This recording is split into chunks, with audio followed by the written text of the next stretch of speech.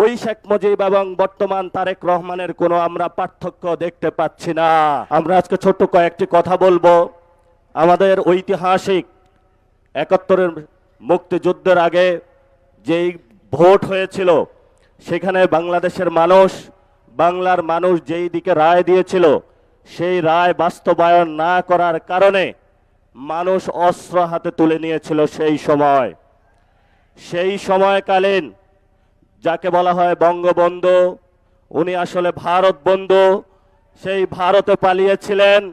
বাংলাদেশের মানুষ, মুক্তিকামী মানুষ বাংলাদেশ যখন স্বাধীন করেছিল, সেখান ভারত থেকে উকি দিয়ে বাংলাদেশে এসে বললেন, আমি বাংলাদেশ স্বাধীন করেছি।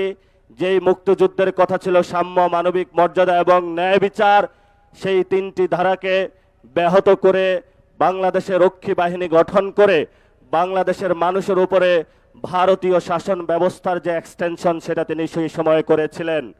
তেমনি ২৪-এর গণ অভ্যুত্থানে যখন মানুষ হাসিনার ফেসিবাদীতে নির্যাতিত, নিপীড়িত ছিল, আজাদির স্লোগান উচ্চারিত হচ্ছিল, সেই সময়কালীন বাংলাদেশের সকল মানুষ রাজপথে ঐক্যবদ্ধভাবে নেমে যখন বাংলার মানুষকে মুক্তি দিয়েছিল, সেই সময়কালীন লন্ডন থেকে একজন বাংলাদেশে এসে ছাত্রদল, যুবদলের সন্ত্রাসী বাহিনীকে উস্কে দিয়ে বললেন, আমি হলাম বাংলাদেশের এই গণ অভ্যুত্থানের মাস্টার মাইন্ড।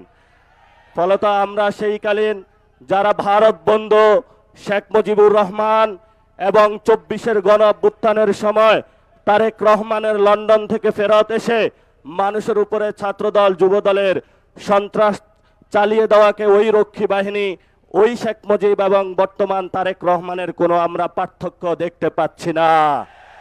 প্রথমবারের মতো প্রবাসীর সিটিতে শুরু হলো কমার্শিয়াল শপ বরাদ্দ। আপনার ব্যবসাকে দিন একটি আধুনিক ও সম্ভাবনাময় ঠিকানা। একই সঙ্গে নিশ্চিত করুন ভবিষ্যতে লাভজনক বিনিয়োগ। সীমিত সংখ্যক কমার্শিয়াল স্পেস এখন বুকিং চলছে। স্ক্রিনে প্রদর্শিত নাম্বারে আজই যোগাযোগ করুন এবং আপনার পছন্দের শপটি বুকিং নিশ্চিত করুন।